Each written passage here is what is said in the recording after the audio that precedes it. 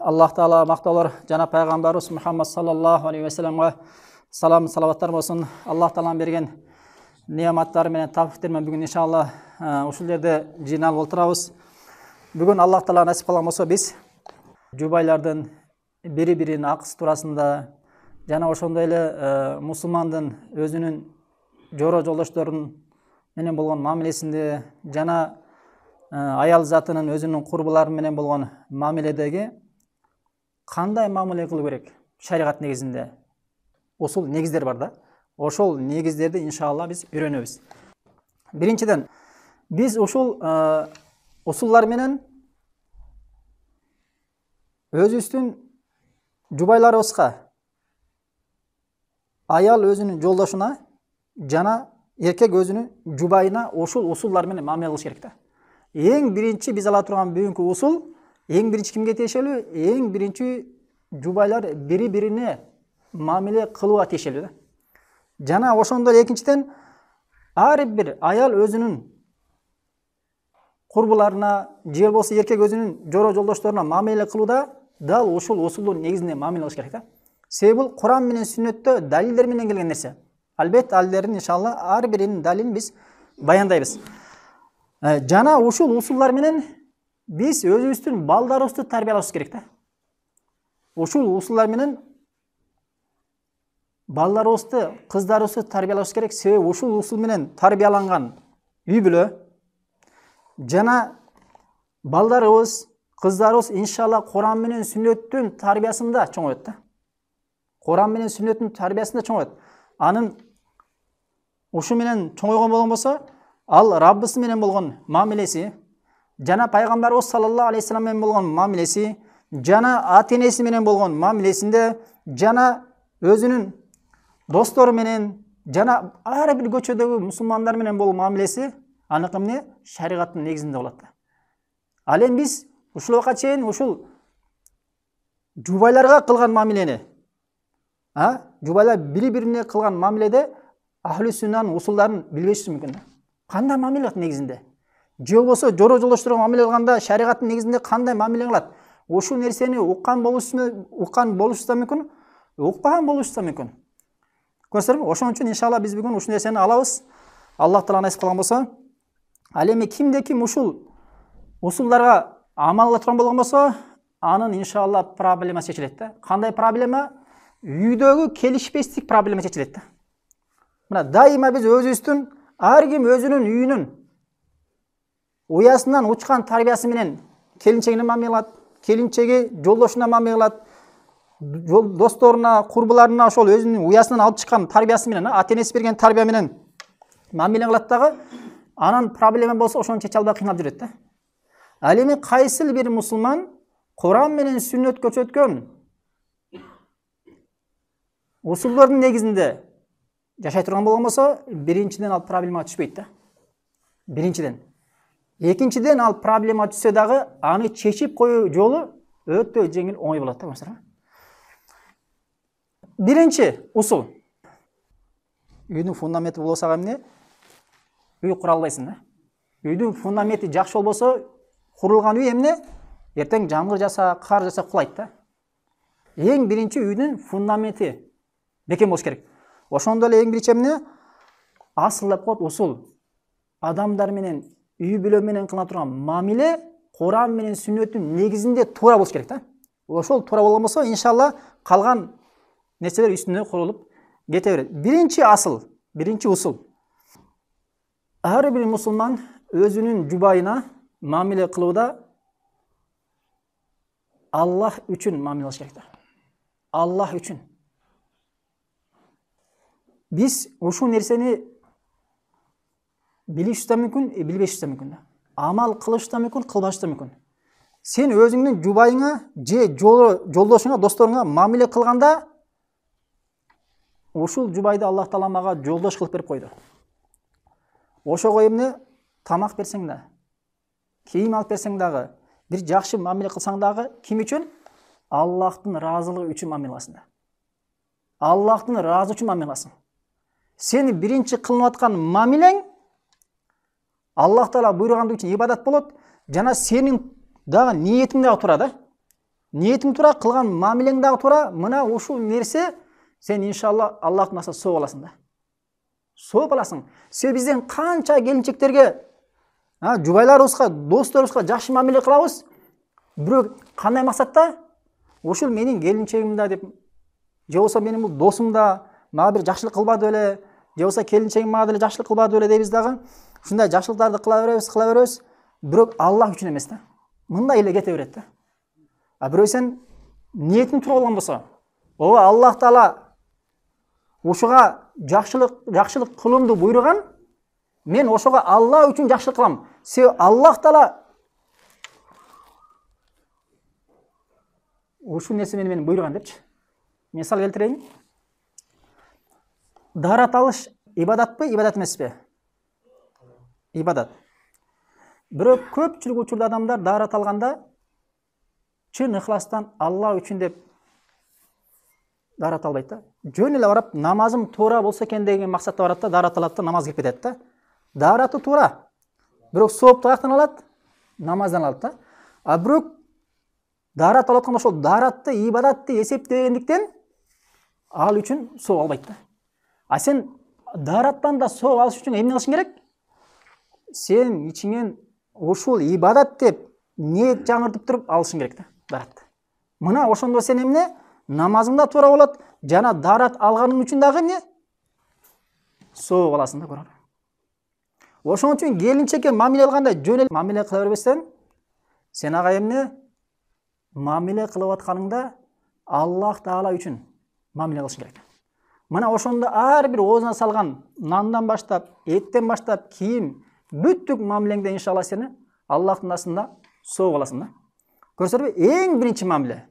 Келинчеңе дагы, жолдошуңа дагы, курбуңа дагы мамиле кылганда, ушул мага бир баланча бир жерден жакшылык кылып койду эле, же келинчегим мага кийим жууп берет го, же идиштер жууп тамак жасайт го, же болсо баланча досум мага жакшылык кылып койду, баланча жерден коюшуга чай алып берип коюн, же жакшылык коюн деп алар үчүн эмес.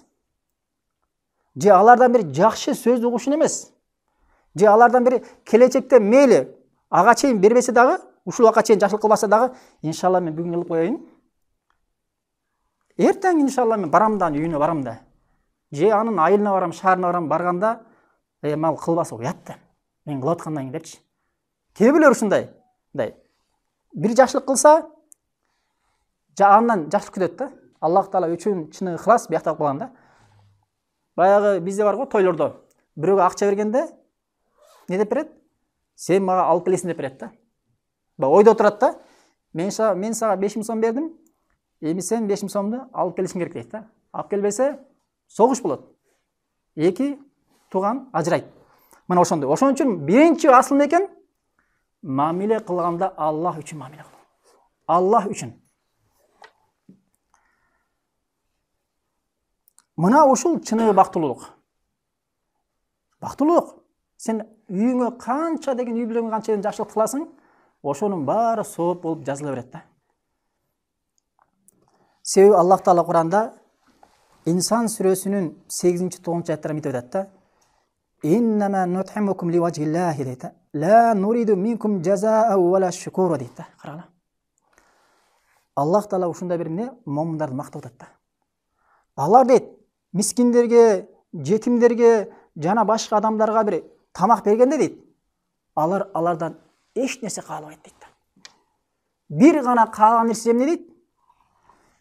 Иннама нут'имукум ливажиллахи дейт. Биз силерди тамактандырып атабыз. Бир гана Аллах Тааланын ыраазылыгы үчүн дейт да. Ла нуриду минкум жазаа вала шукура дейт. Биз силерден ушу тамактандырып аткандан кийин биз силерден рахматыңардын кереги жок дейт. Рахмат айтышыңар үчүн эмес дейт. Жана ошондой эле силерден бир сыйлык күтүп аткан жери жок дейт да. Биз силерди тамактандырып атабыз, бир гана Аллах Тааланын ыраазылыгы үчүн дейт да. Биз бирөөгө жакшылык кылсак, үй бүлөбүзгө, же досторубузга, кошуналарга, жолдошторго кылып коеюн эми. Мага деле жакшылык кылып атпайбы дейсиз да. Мага деле жакшылык кылып атпайбы деп, жок андай эмес. Ооба, ал сага жакшылык кылыш керек Аллах үчүн. Аллах буйруганды үчүн. Сен дагы жакшылык кыласың, эмне үчүн? Аллах Таала буйруганды үчүн, Аллахтын ыраазылыгы үчүн да. Көрсөңөрбү? Мына ушул асылды аябай жакшы билиш керек да, бул усул.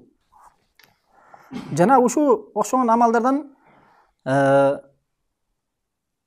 аял өзүнүн жолдошуна жакшы көркөм мүнөзүн көрсөтүп, себеби аялдын сулуулугу эмнеде? Аялдын сулуулугу анын адеп аклагында, жакшы кулук мүнөзүндө да. Жана ошондой эле эркектин дагы сулуулугу өзүнүн эмне?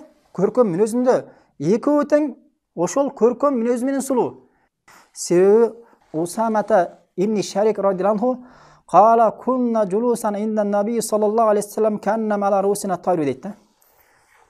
Усама ибн Шарик деген сахаба айтат, биз пайгамбарыбыз саллаллаху алейхи вассаламдын алдында отурган элек дейт да. Ма ятакалламу минна мутакаллимун, биздин арабыздан эч ким сүйлөбөйт дейт да. Себеби алардын бардыгы пайгамбарыбыз саллаллаху алейхи вассалам астында отурат да. Караңыздар. Булардын бардыгы эмне? Пайгамбарыбыз саллаллаху алейхи вассаламга болгон урмат, сый да. Ижаху унасун факал я расулаллах. Ошентип отурганыбызда бир адамдар келди дагы пайгамбарыбыз саллаллаху алейхи вассалам кайылып мындай деп айтты дейт. О Аллахтын элчиси,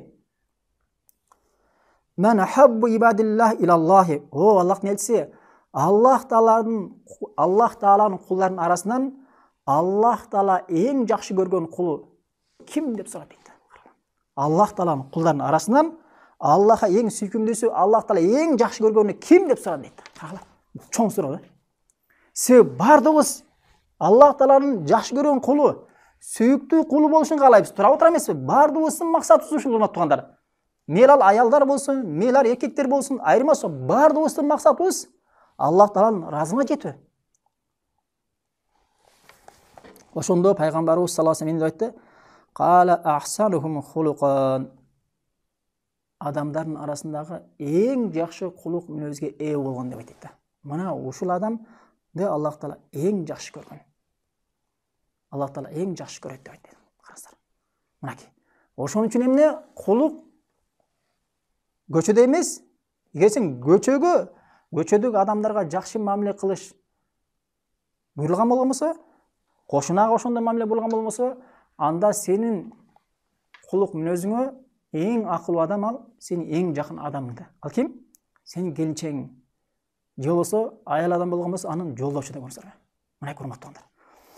Хадис Сахih Таргиб ва Тархибте келет, Альбанинин 2652 номерде хадисте Альбани сахте. Бул биринчи асыл болду. Биринчи асыл түшүнүңүздөрбү? Эмне экен?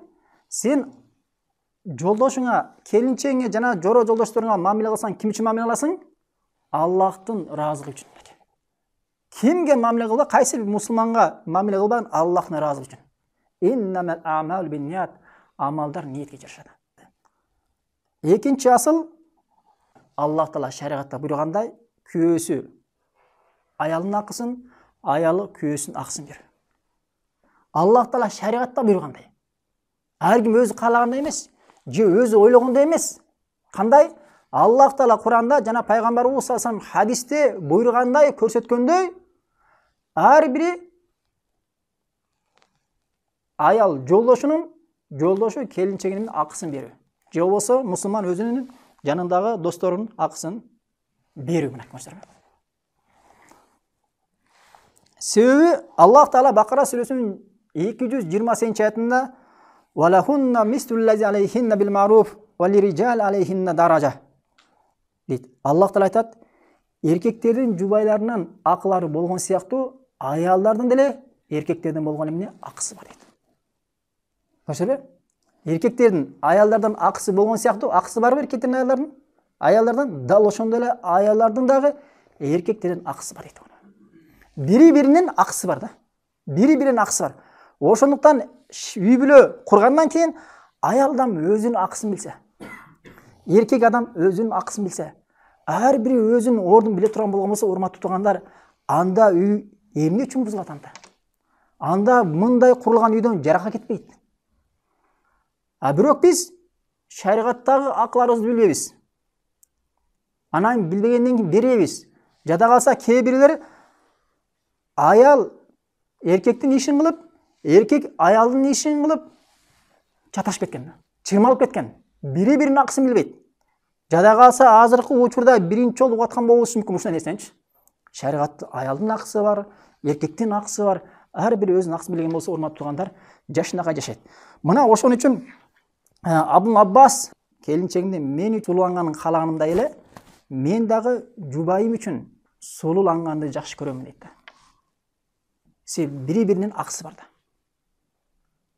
Келинчегим мен үчүн сулууланып жакшы келбетте болгонун каалаганымдай эле мен дагы келинчегим үчүн сулууланып жакшы болушту каалайм дейт да. Караңыздар, мына мусулман ушундай болуш керек. Бири-биринин акысын шаригаттын негизинде, деңгээлинде бериш керек. Бул Ибн Аббастын айткан сөзү Умдатул тафсирде келет, 1-277 номерде Ахмад Шакир асарды сах деген. Аялдын шариғаттағы ақылары аябай көп. Жана эркектин да аялдардан болгон акылары көп. Бирок биз бул сабакта терең кирбейбиз, үстүртөн усулдарды айтып аткандан кийин усулдарды гана айтып кетебиз. Аялдардын биринчи акысы эркектерден үйлөнгөндө аялга махыр берүү. Нафакасын берип үйлөнгөндөн кийин. Тамак ашы да. Тамак ашы, ачкал таштабай аны тамагын берип туруу. Андан кийин жашай турган үй.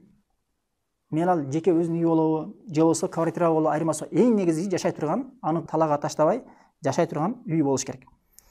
Жана ошондой эле акылардын бири жакшы мамиле кылуу. Аялдын эркектердин болгон акысы жакшы мамиле кылуу. Ал эми 2-ге, 3-кө үйлөнүп кеткен болгон болсо, анда албетте эмне? Адилеттүүлүк менен түндү бөлүү да. Адилеттүүлүк менен түндү бөлүү. Мына ушулар жалпысынан кыскача аялдын акысы. Ал эми эркектин акысы аял эркекке жолдошуна моюнсунууда. Моюнсунуш керек. Шариатка, Куран менен сүннөткө каршы келбеген нерседе моюнсунуш керек. Ал эми качан эркеги күнөө нерсеге буйруса, мисалы күйөөсү аялын жакшы нерсеге, Куран менен сүннөттө келген нерседе буйруса, моюнсунуш керек. Билдет бул. Важип болуп саналат. Ал эми күнөө нерседе тамак алып кел десе, же ара алып кел десе, же баланча бир бидаат кыл десе, баланча бир арам нерсеге бар, же ошону кыл десе, же ошондон андай бир туура эмес нерселерден таасирленип, ошол нерсеге буйруган болгон болсо, мына ошондой учурларда аял адам күйөөсүнө моюнсунбаш керек. Анык арам болгон нерселерде. Түшүнсүңөрбү? Бул биринчи жолдошунун келинчегинин болгон акысы. Экинчи акысы эркек келинчегин төшөккө чакырганда ага жооп бериш керек да. Эгер эч кандай үзүрү болбосо. Үчүнчү акысы аял эч качан күйөөсүнүн уруксаты жок, үйүнө башка эркекти киргизбеш керек да. Жана ошондой эле аял адам эркегинин уруксаты жок, үйдөн чыкпаш керек. Үйдөн чыкпаш керек. Мына кыскача ушундай. Албетте ар биринин далилдери бар, бирок буларды иншалла кийин бир мүмкүнчүлүк болгон болсо токтолобуз. Мына ушул эркек менен аялдын бири-бирине болгон акысы. Мына ушуну үстүртөн билип алган болгон болсок, иншалла жакшы болот. Анан биз өткөндө айттык, көбүнчө ушул эки жубайдын ортосунда көбүнчө талаш боло турган маселе үй маселесинде да. Аял шаригатта аял адам күйөөсүнө кирин жууп, тамагын жасап, үйүн жыйнап, ушундай нерседе эмне моюнсунуш важиппи, же сүннөтпү, же мубах нерсеби, моюнсунбай койсо күнөөкөр болобу же болбойбу деген маселе бар да. Мен өткөндө сабакта кыскача ушул маселеде талаш бар деп айтып кеткем. Негизи исламда аял адам өзүнүн күйөөсүнө жакшылык кылып, жардам берүү бул жакшы амалдан. Жакшы амалдан. Бирок эми үй бүлөсүнө үйүндө кирин жууп, тамагын жасап, идишин жууп, үйүн жыйноо ага важиппи же важип эмеспи деген маселеде талаш бар да. Бирок аялы күйөөсүнө кызмат кылып, жардам берүү бул жакшы амалдардан бул. Күмөн жок. Бирок важиппи деген маселеде талаш бар да. Эми кээ бир алымдар айтат, Хамбалилерден, Шафиилерден, Маликилерден кээ бир алымдар важип эмес деп өздөрүнүн кыскача бир далилдерин алып келет. Бирок булардын далили даиф да. Бирок бир топ алымдар, Ханафи мазхабы, Малики мазхабында бир топ алымдар, Шафии мазхабында бир топ алымдар, Хамбали мазхабында бир топ алымдар аял өзүнүн күйөөсүнө тамагын бышыруу, кийимин жуу, үйдү жыйноо жана башка ошо үйдү иштер бар го, ошол үй иштеринде моюнсунуу бул важип деп айтат да. Ага далилдерин алып келет. Мисалы, Алиден келген хадисте Фатима энебиз кимге турмушка чыккан? Али радияллаху анху турмушка чыккан. Али радияллаху анху үйүндө Фатима энебиз мурунку учурда билесиңер го, жанагы будайды тартканда, арпаны тартканда немен тарткан? Жаргылчак, жаргылчак. Астында да таш, үстүндө да таш. Бая Фатима энебиз жаргылчак менен тарта берип, колун эмнеге айланып кетет? Мазел болуп кетет. Кимге келет? Пайгамбарыбыз саллаллаху алейхи вассаламга келсе үйүнө, пайгамбарыбыз үйдө болбойт дагы, Айша энебиз болот. Айша энебизден сураганда, пайгамбарыбыз саллаллаху бир жак кетти дейт, кайта үйүнө кайтат. Кийин пайгамбарыбыз саллаллаху алейхи вассалам үйгө келгенде, Айша энебиз кабар берет. Фатиманын келгенин, мындай абалда келгенин кабар бергенде, пайгамбарыбыз саллаллаху алейхи вассалам кечке мал Алинин үйүнө барганда, Фатима энебиз айтат, биз үйдө жаңы эле төшөккө жатып, уктайын деп атканда, пайгамбарыбыз саллаллаху алейхи вассалам кирип келди дейт. Пайгамбарыбыз саллаллаху алейхи вассалам кирип келгенде биз турайын дегенибизде, пайгамбарыбыз саллаллаху жок, жата бергиле деди дагы. Биз тиң жаткан абалыбызда келип, экөөбүздүн ортосуна отурду дейт. Отуруп туруп, "О Фатима, сен үйгө кызматчы сурап келген экенсиң." Себеби Фатима энебиз бая колу мазел болгондуктан ага кызматчы жардамчы сурап келген да. Анан кийин пайгамбарыбыз саллаллаху алейхи вассалам Фатима энебизге, "Фатима, үйгө келген экенсиң кызматчы сурап. Бирок мен сага ушундай бир нерсе үйрөтөйүнбү? Ал кызматчыга караганда абдан жакшыраак" деп атат. Ал нерсе эмне?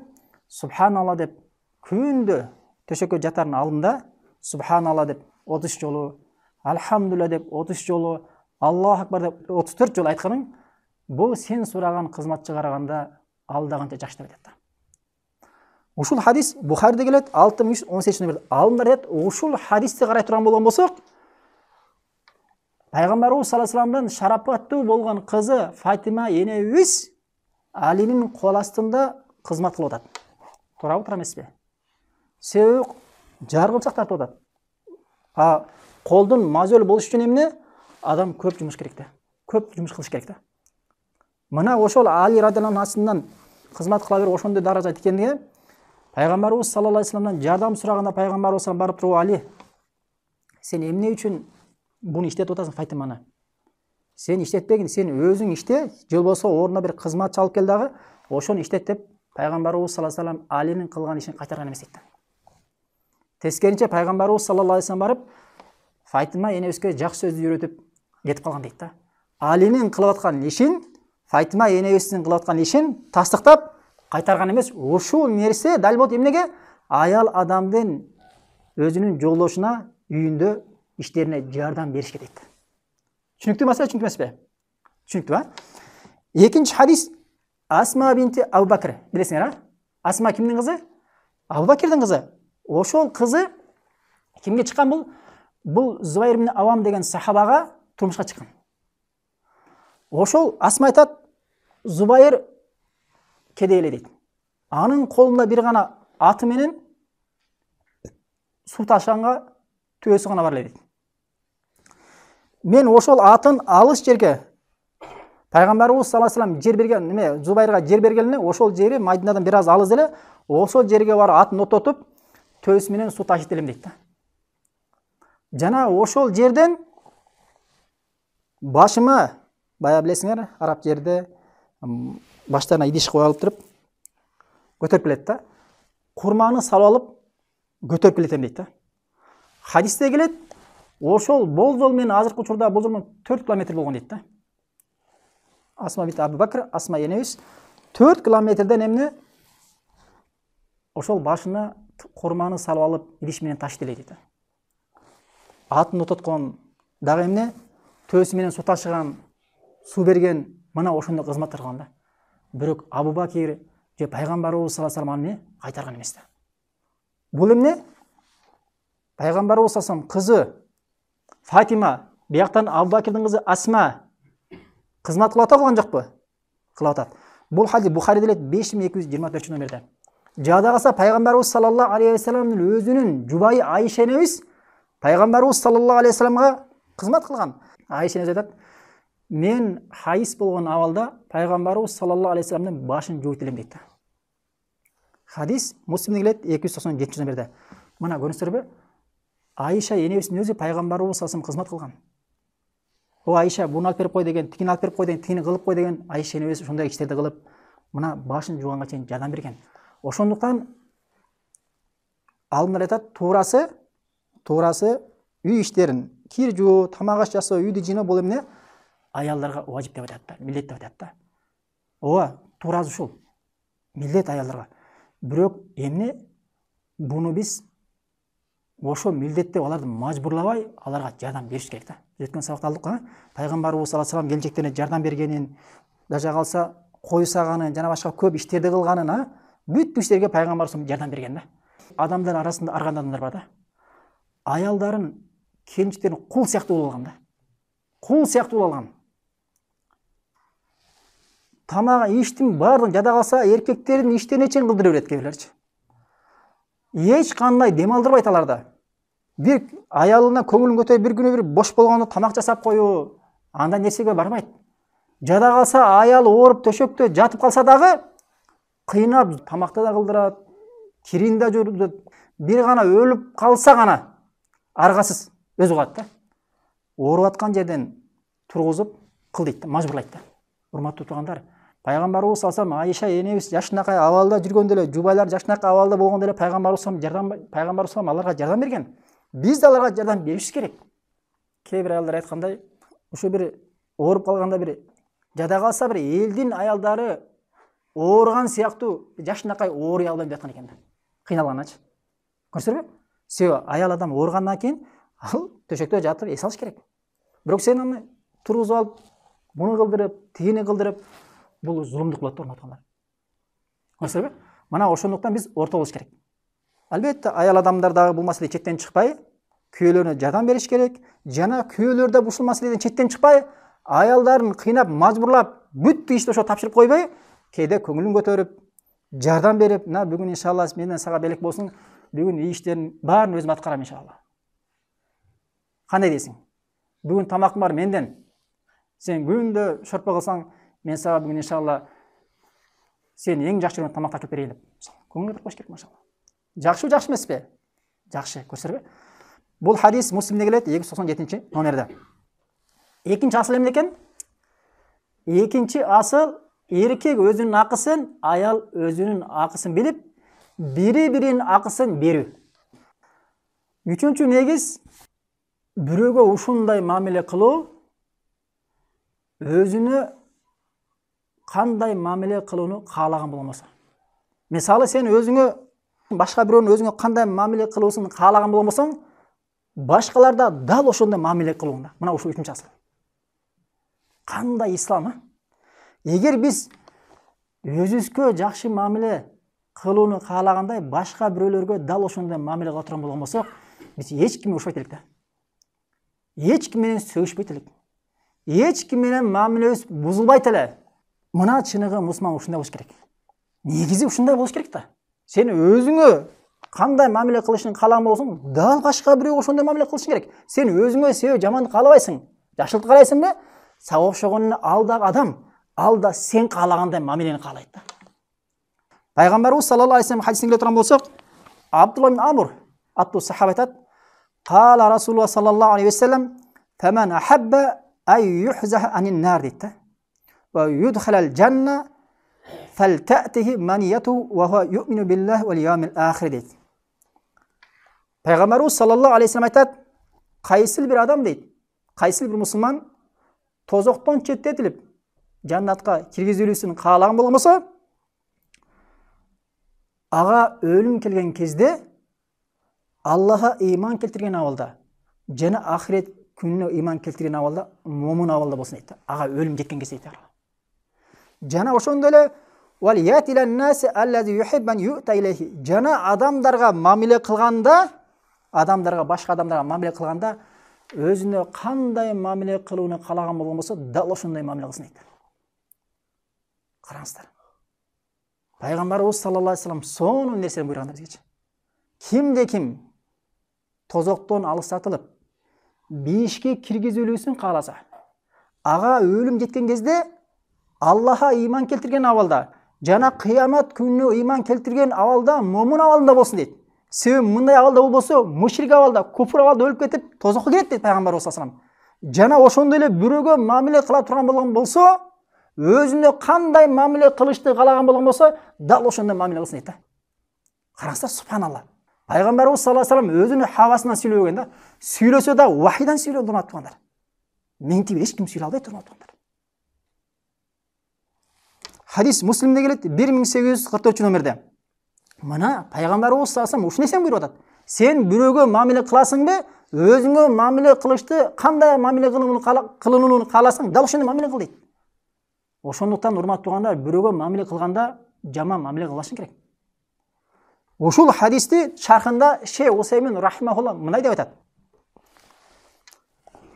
Al-adlu fi muamalatil khalq an tu'amila an-nasa bima tuhibbu an yu'amilaka bihi дейт. Негизи адамдардын арасындагы мамиле кылууда дейт. Адилеттүүлүк болуш керек да. Адилеттүүлүк болуш керек дейт. Ал кандай десе, адамдарга мамиле кылганда өзүңө кандай мамиле кылынууну кааласаң, дал ошондой мамиле кылыныш керек дейт. Сөзүн улантса айтат, мәсәлән дейт, мисалы дейт.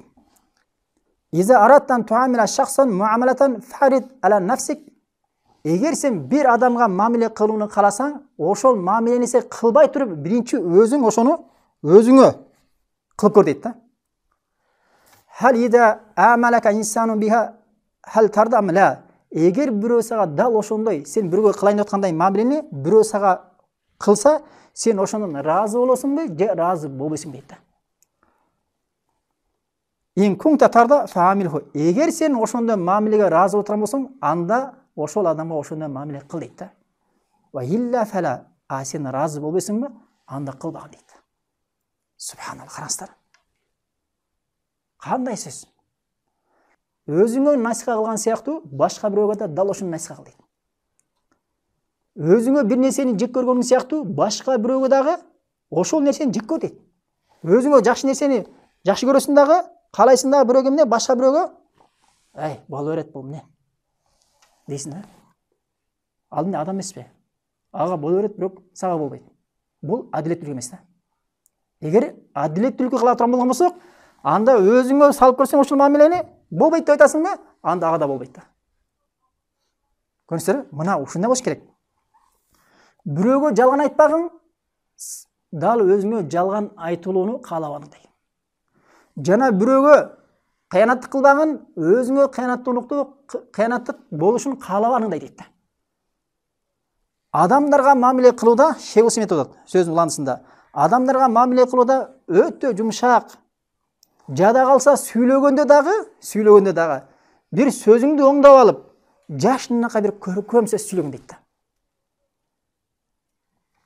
Өзүңө бир адамдардын жумшак болуп сүйлөгөнүн каалагандай, бирөөлөрдүн бир жакшы келбетте, жакшы бир көркөм бир кебелөө сүйлөйт го бир. Жумшак бир. Разы болуп каласың го бир. Кыйналып турсаң дагы бир кичине жеңилдеп каласың го. А сен кыйналып турганда дагы бир досуң келип алып, дагы башкача бир катуу сөздөр менен, жаман сөздөр менен сүйлөсө, андан бетер кыйналып, ооруп калышы мүмкүн да. А бирок сен ооруп аткан учурда жакшы адам келип, жакшы сөздөр сүйлөсө, машалла, алхамдулилла деп кичине жеңилдеп каласың да. Көрсөрбү? Мына Шейх Усаймин ушуну Ираду Солих деген китептин шархында айтат да. Урматтуугандар, карагыла. Исламдын асылдарын, усулдарын карагыла, урматтуугандар. Мына эркек адам өзүнүн жубайына мамиле кылганда дал ушундай мамиле керек да. Сен биринчи жубайыңа мамиле кылбай туруп, ошол мамилени өзүңө кылгын да. Өзүңө бирөө жарым кылса, разы болосуңбу, разы болбойсуңбу? Эгер разы боло турган болсоң кылгының. Разы болбой турган болсоң, эгер сен бирөө кыла турган болсо, кээ бир дейт. Ушуну өзүңө бирөө жарым кылсам, эмне кылат элең десе, өлтүрүп коймокмун дейт да. Кандай анда? Дагы аял байкуштар сабыр кылып жүрөт да. Эгер күчү бизден кичине көбүрөөк болгондо, бир-эки жолу айнектен ырыткандан кийин жакшы мамиле кылмакпыз да. Туура отура эмеспи? Негизи баары эмес, бирок кээ бир адамдар ошондой керек да, чындыгында. Төртүнчүсү анда. Төртүнчүсү жубайларга жана жолдошторго жана курбаларга мамиле кылганда алар тууралуу жаман ойдон алыс болду. Алар тууралуу күмөндө болуу, жаман ойдо алыс болуудан болуш керек да. Себеби көпчүлүк учурда жолдошу жубайынан жаман ойдо болуп, бул эмне кылып жүрөт, биякта эмне үчүн кечигип атат, бул эмне кылып атат деп телефондорун текшерип, ошол натыйжада уруш болуп, ортодо эмне бир бири-бирине ишенбечүлүк пайда болот да. Же болсо дос өзүнүн жолдошуна күмөндөнүп, шектенип, анык билген болгон болсо, ал башка маселе. Уккан болгон болсо, көргөн болгон болсо, анда ага өзүнчө шариаттын негизинде мамиле кылынат. А бирок эч кандай бир эме жок, аламаты жок, белгиси жок, эч кандай себеби жок, жөн гана жубайынан күмөндөнүп, аялы күйөөсүнөн, күйөөсү аялынан, же болсо достор бири-биринен күмөндөнүп, шектенип, мындай нерсе болбош керек. Себеби ушул нерсе эшик ачат да. Көрсөңүзбү? Ушул 4-үчү усул. Күмөндөнбөш керек, шектенбеш керек.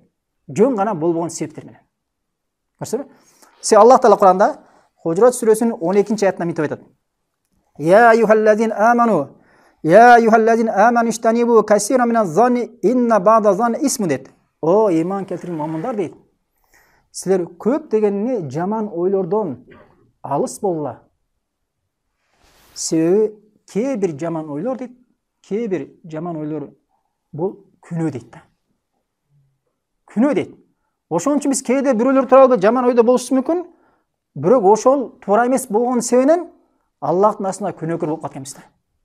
Көрсөңүзбү? Ошон үчүн жаман ой, жаман күмөндөн алыс болуш керек. Аят уландысында вала таджассасу дейт. Жана бири-бириңерди аңдыбагыла дейт да. Аңдыбагыла дейт. Аңдыбаш керек. Аял күйөөсү аялдын телефондорун аңдып, анан кийин досту аңдып, андай жолго барбаш керек. Ошол нерсенин бардыгы да эмне? Душмандашууга, ортодогу махабатка, сүйүүгө эмне? Жол жабылат. Көрсөңүзбү? Аят Хужурат сүрөсүнүн 12-аятында. Ошон үчүн алымдар айтат, кайсы бир адам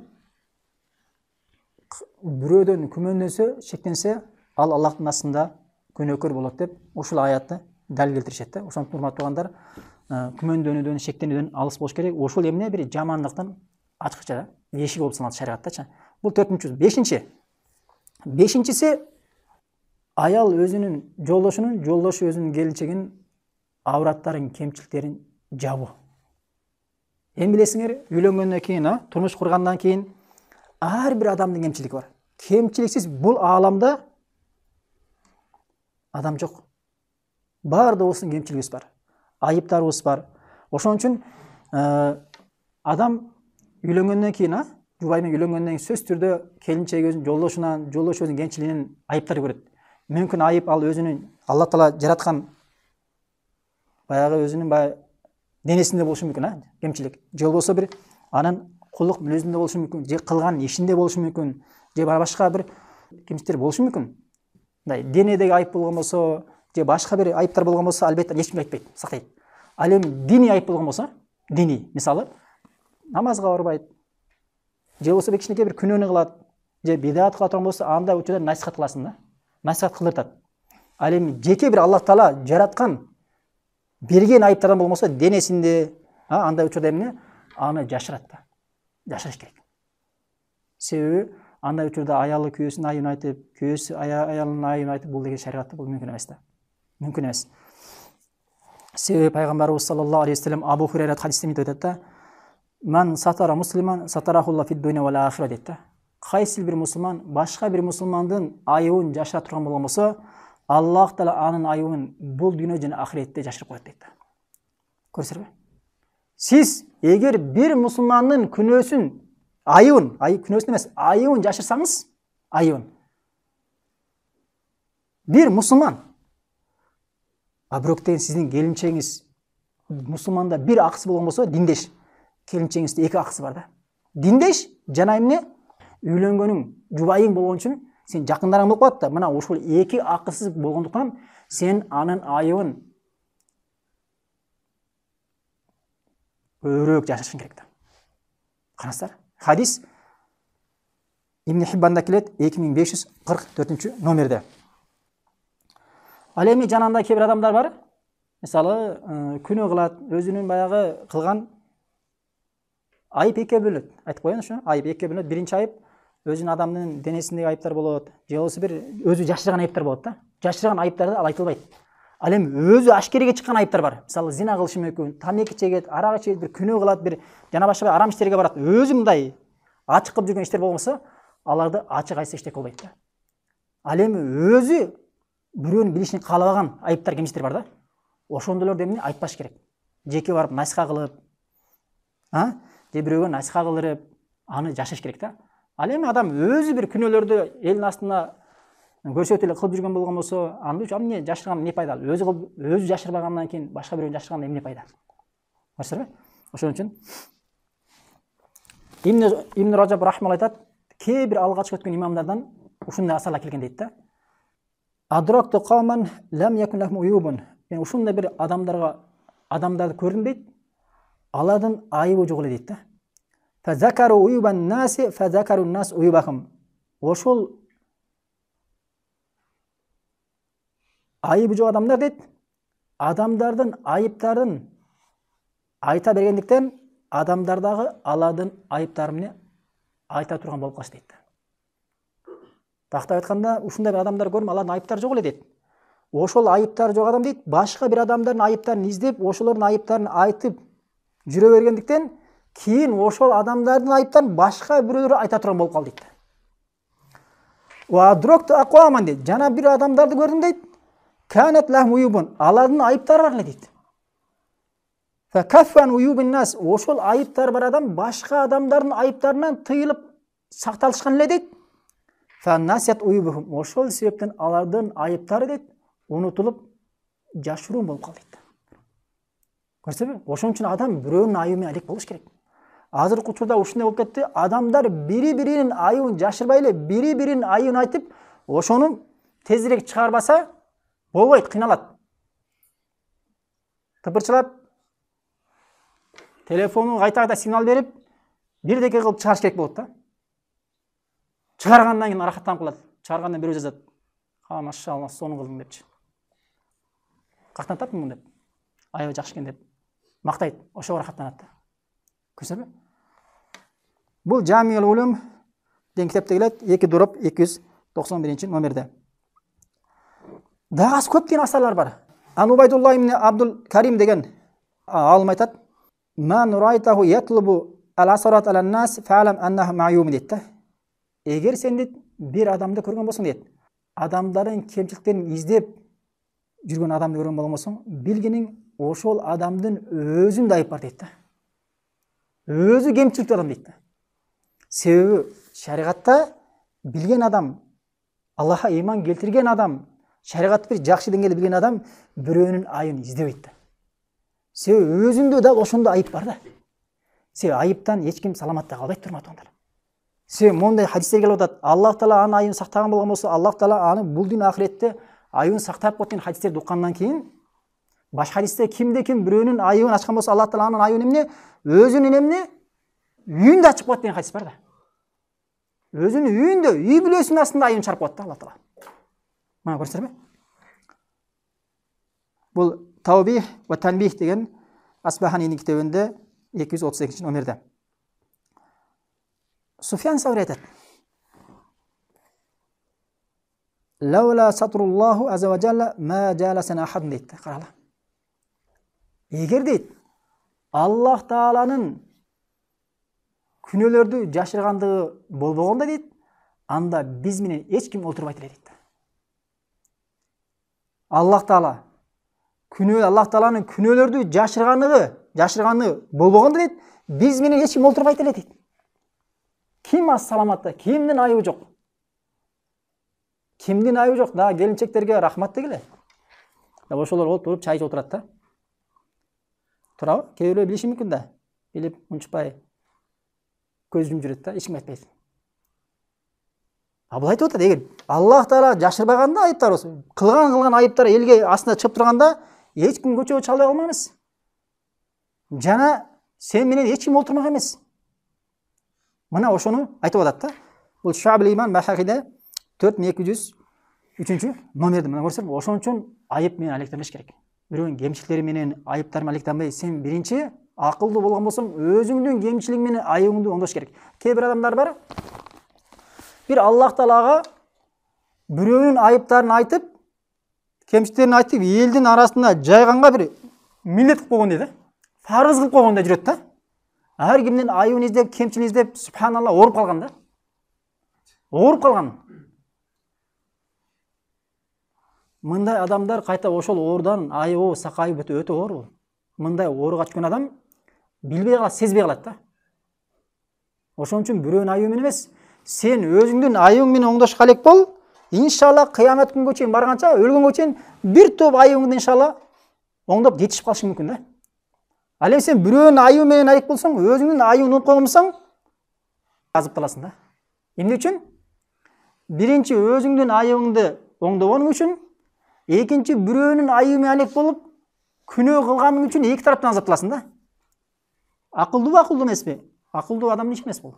Ал эми сен бирөөнүн айыбы эмес, өзүңдүн айыбың менен алек болуп жүргөн болгон болсоң, иншалла бул дүйнөдө өткөнчө бир эки айып болсо да иншалла оңдоп калган болгон болсоң, алхамдулилла, аз болсо дагы эмне? Азабыңан саламат болосуң. Мына ушул акылдуу адамдын иши экен да.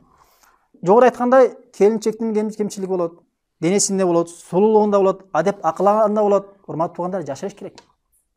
Кээ бирлер отурат, ой, менин келинчегим ал адам эмес, анын жанында отура албайсың, ал мындай тигиндей деп, субханалла, бул эмне бул? Өзүнүн келинчегин жамандайт. Кээ бир аялдар бар, өзүнүн күйөөсүн жамандайт да. Урматтуу туугандар, анайга барбаш керек. Барбаш керек. Эгер сага жакпайбы, шариаттын негизинде талак бер дагы кетир. Анан башка өзүңө жаккандай ал, жашай бер, ошону мактапчы. Же талак бербейт аны. Жүргөн жеринен, ой, мен аял мындай, тигиндей же жамандайт да. Көрсөңөр, урматтуу туугандар, акылдуу адам мындай нерсеге барбайт. Кемчиликтер болгон болсо, Аллах Таала сенин тагдырыңа ошол жазган экен, тагдырга иман келтиресиң, сабыр кыл иншалла. Сабыр кылышың керек. Себеби пайгамбарыбыз саллаллаху алейхи вассаламдын хадисинде келет, Абу Хурайрадан келгенде. Абу Хурайра айткан хадисте: "Ла яфрук муъмин муъмина." Эч качан муъмин адам өзүнүн жубайын жек көрбөйт дейт да. Жек көрбөйт дейт. Ва ин кариха минха хулукан радия минха ахар. Эгер бир нерсесин, бир кулук мүнөзүн, жек көргөн болсо, жактырбаган болгон болсо, башка жагына ыраазы болот дейт да.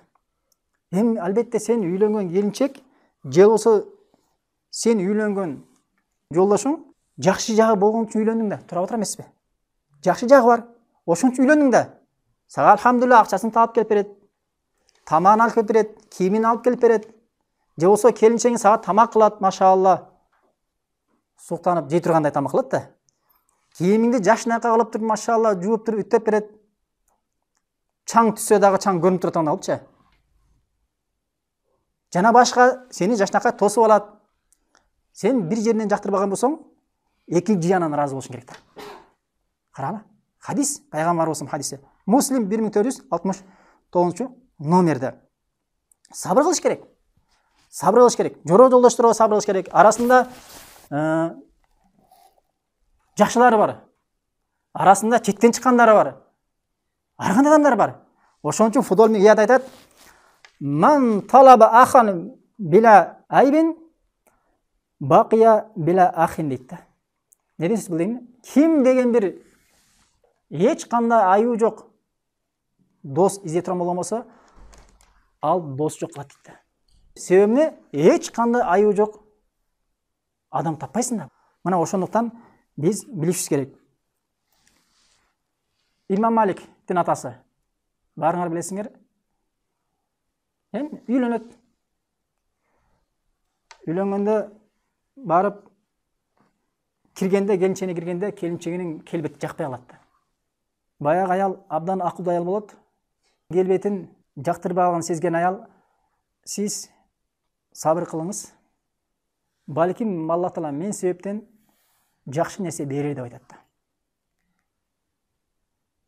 имам Маликтин атасы ушул сөзүнө акылдуулугун байкап, аны эмне талак кылбай калтырып коет да.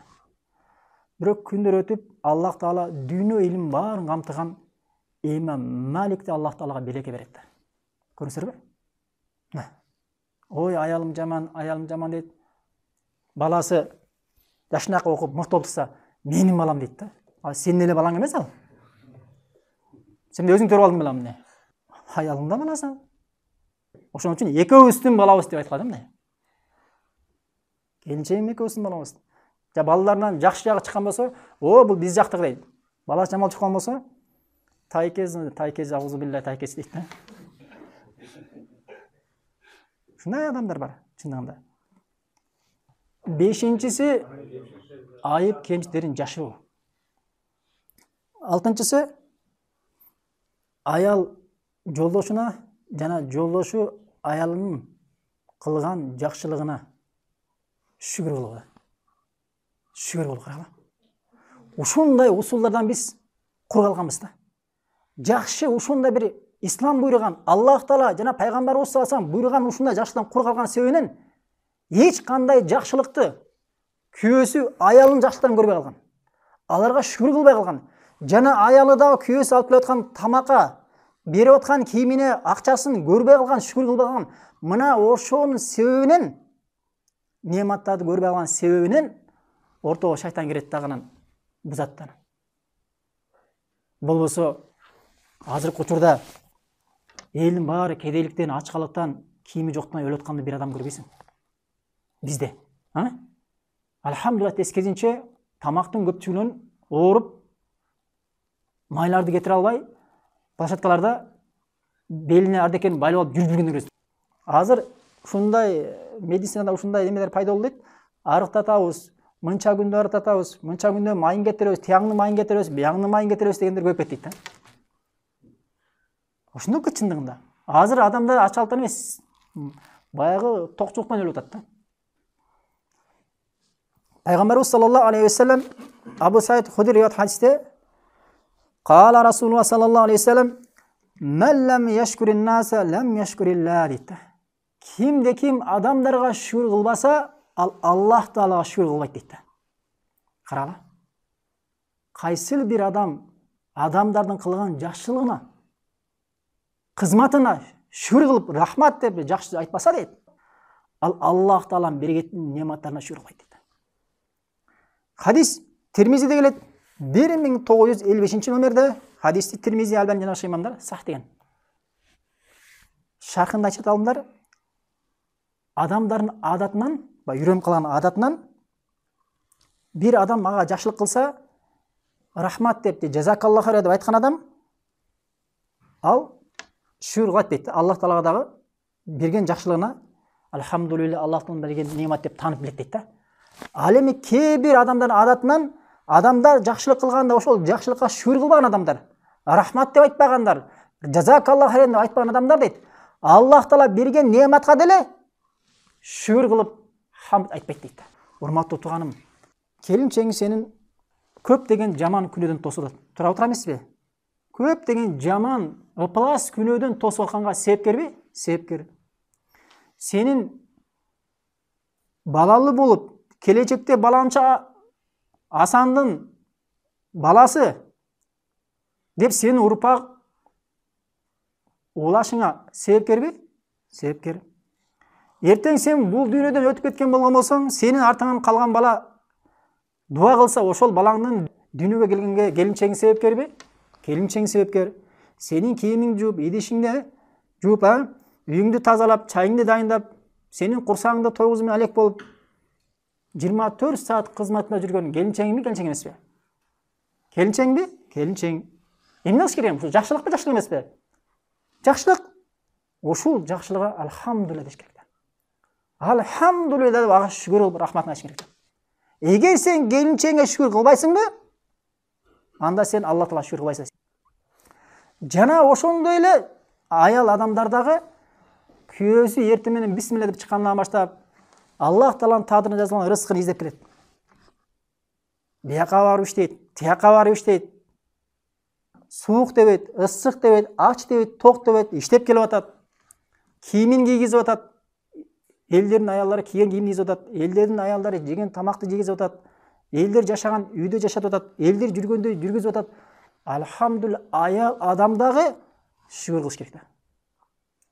Шүгүр кылыш керек. Эгер буга шүгүр кылбайбы, анда Аллахтын берген нематтарына шүгүр кылбайт да. Көрсөрбү? Эгер эки жубай бири-биринин жакшылыктарына ыраазы болуп шүгүр кыла турган болгон болсо, алхамдулилла ортодо эмне? Махаббат күчөйт. Бирине болгон сүйүү, урмат, сый күчөйт, урматтуу балдар. Үй бүлө жакшы жашоодо жашаганга бул чоң себеп да.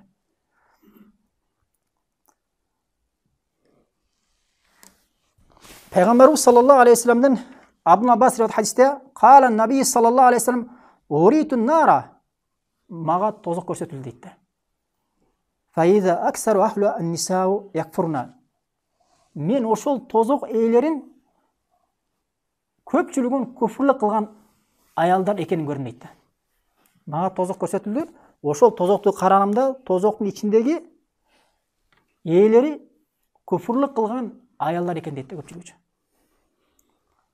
Ошондо пайгамбарыбыз саллаллаху алейхи вассалам айтылат: "А якфурна билла" алар Аллахка куфурлук кылганбалар? деп суралганда пайгамбарыбыз саллаллаху алейхи вассалам жок. Якфурнал ашира, якфурнал ихсана, күйөөсүнүн кылган жакшылыгына куфурлук кылган деп айтты. Куфурлук кылган дейт да. Күйөөсүгө жакшылык кылат, бирок нааразы болот да, ыраазы болбойт да. Мына ушуну пайгамбарыбыз куфур деп атат. Куфур деп атат. Кичинекей куфур.